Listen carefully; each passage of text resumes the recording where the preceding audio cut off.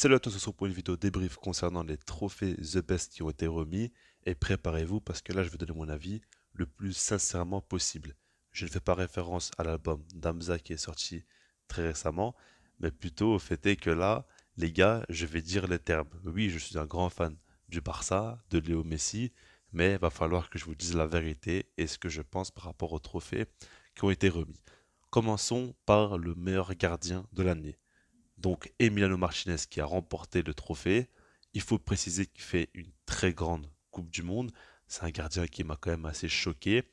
Il a fait un arrêt donc qui va rentrer dans la légende face à Kolo Muani qui est ultra décisif et honnêtement qui est complètement dingue.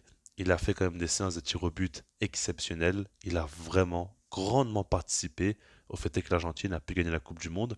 Donc déjà c'est très important parce que comme je dis à chaque fois, une année où il y a la Coupe du Monde, bah, ça prime avant tout simplement. Et puis en dehors de ça, avec l'Argentine, il y a quand même la Finalissima aussi. Et avec Aston Villa, il fait quand même de très bons matchs en Première Ligue.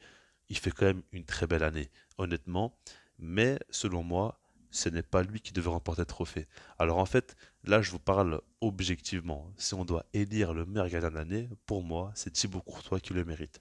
Il fait une saison stratosphérique, une saison peut-être pour moi qui va rentrer dans la légende. En tout cas, je ne l'oublierai pas celle-ci parce que là, il a vraiment fait énormément de différence avec le Real Madrid. Sa saison en Ligue des Champions, c'est phénoménal. Avec sa finale qui rentre dans l'histoire et le nombre d'arrêts record, et puis on a l'impression qu'il est impassable tout simplement. Il m'a un petit peu rappelé les meilleures années de Neuer, pour vous dire, où on avait l'impression qu'il n'y avait pas moyen de marquer, tout simplement. Il est incroyable. Et puis même avec la Belgique, pour moi, durant la Coupe du Monde, il a encore été présent. Ça a été le seul qui a vraiment répondu tout simplement au rendez-vous.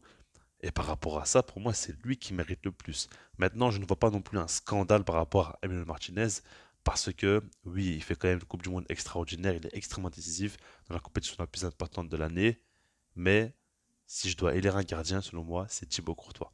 Maintenant, par rapport au sélectionneur, c'est Lionel Scaloni qui l'a remporté, et là, par contre, je suis d'accord. Parce qu'en fait, ce gars-là, il m'a vraiment choqué. Ça fait quand même, donc depuis le début que l'Argentine que je le suis, que je regarde les matchs, etc. Et je vois l'évolution. Et là, durant cette Coupe du Monde, vraiment, il a été très très fort. Parce qu'en fait, tactiquement, on a vu qu'il a su s'adapter.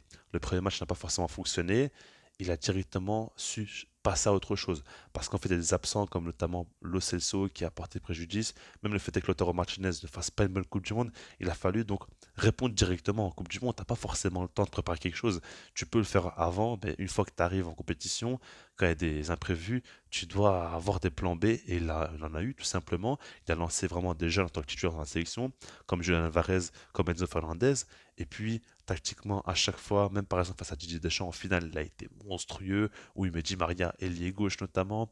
Et puis, il n'a pas peur de prendre beaucoup de risques. C'est un beau football proposé. Ça joue la possession, certes, mais avec quand même de la verticalité, avec un jeu où on veut à tout prix marquer, une bonne mentalité infligée à ses joueurs, et puis même son discours où il remercie le staff, etc. On voit que c'est quelqu'un qui travaille très très bien et qui porte beaucoup d'intérêt à l'esprit de groupe. Pour moi, c'est un coach vraiment qui est très très inspirant. Par exemple, pour moi qui veux à tout prix devenir un coach plus tard, c'est mon plus grand rêve. Bah, je m'inspire un petit peu de ce genre de personnes-là. Honnêtement, j'ai rien à dire. Oui, Ancelotti fait une très grande saison. Oui, Guardiola aussi fait de très belles choses. Mais pour moi, il y a quand même Scaloni qui a accompli de très grandes choses avec la Coupe du Monde notamment. Et puis, la manière a été très présente. La gagnée finale plus la Coupe du Monde. Vraiment, pour moi, c'est Scaloni. Ensuite, par rapport à l'équipe, on va pas trop en parler, je vous l'affiche, ça n'a jamais trop de sens, hein, mais évidemment que c'est assez perturbant. Une chose à noter, c'est qu'il y a un seul défenseur central. Et pour moi, c'est assez marquant, en dehors du fait que ce soit Van Dijk, qui pour moi, c'est peut-être pas forcément mérité, c'est par rapport au fait que j'en avais déjà parlé avec d'autres gens. Je trouve que cette année 2022, bah, il n'y a pas forcément eu beaucoup de centraux qui m'ont vraiment impressionné, qui ont été top, tout simplement. Et de plus en plus, je vois plus trop de centraux excellents. Il y en a vraiment de moins en moins. Tu dois vraiment les chercher pour les trouver. Et ça, c'est quand même assez impressionnant. Après, par rapport à Haaland, pourquoi il a été là, je ne sais pas trop. Je pense qu'un gars comme Vinicius a peut-être plus de mérite. Je sais pas, je suis pas trop fan du 11, mais honnêtement, je pourrais pas vous donner le mien parce que je devrais y réfléchir et le préparer. Ça va pas venir comme ça. Mais en tout cas, voilà, c'est pas un truc qui m'intéresse. Maintenant, par rapport aux meilleurs joueurs, évidemment, c'est Lionel Messi. On s'y attendait. Je suis un immense fan de Lionel Messi. J'ai énormément apprécié sa Coupe du Monde. Mais pour moi, ce n'est pas lui qui devait la remporter. Alors écoutez bien ce que j'ai à vous dire. Pour moi, c'est Karim Benzema. Par rapport au fait qu'il fait une année stratosphérique, qui rentre vraiment dans la légende. Il a été monstrueux en Ligue des Champions, en Liga, vraiment. Je l'ai jamais vu à ce niveau-là. Il est clairement à son prime à 34 ans. Et puis, il a quand même été très très régulier durant toute cette année. Et en fait, ce qu'il faut dire, c'est que pour moi, Messi, il n'y a pas forcément de débat. C'est lui le meilleur joueur de la Coupe du Monde. C'est lui qui va remporter le prochain Ballon d'Or parce que sur cette saison-là, il a remporté cette Coupe du Monde.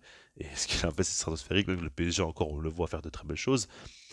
Et par rapport à ça, il faut bien comprendre que pour moi, c'est le meilleur joueur de la Coupe du Monde, comme je l'ai dit, le prochain Ballon d'Or, mais pas le meilleur joueur de l'année 2022.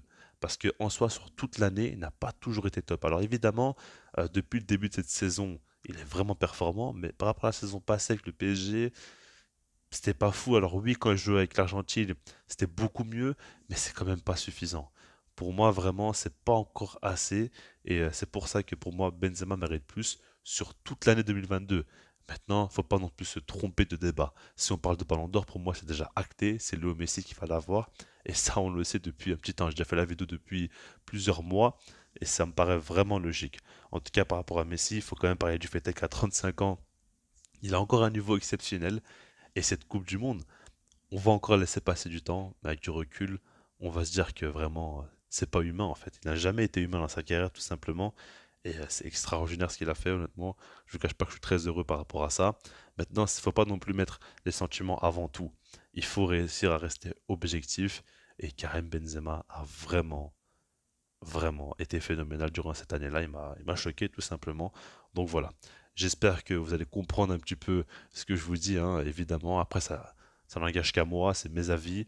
Et je trouve qu'il n'y a pas forcément de grands scandales. Je suis pas d'accord avec les gens qui disent que oui, les Argentins sont trop favorisés. Parce qu'en soi, les trucs du genre les meilleurs supporters, les meilleures ambiances ou je ne sais pas quoi, tout ça, on s'en fout. On est là surtout pour le meilleur joueur, meilleur gardien, coach, etc. Même l'équipe, pour moi, l'équipe type, j'ai fini avec ça depuis un petit temps, hein. Ça m'intéresse plus parce qu'il n'y a aucun sens, il n'y a pas vraiment de groupe qui se tient, etc.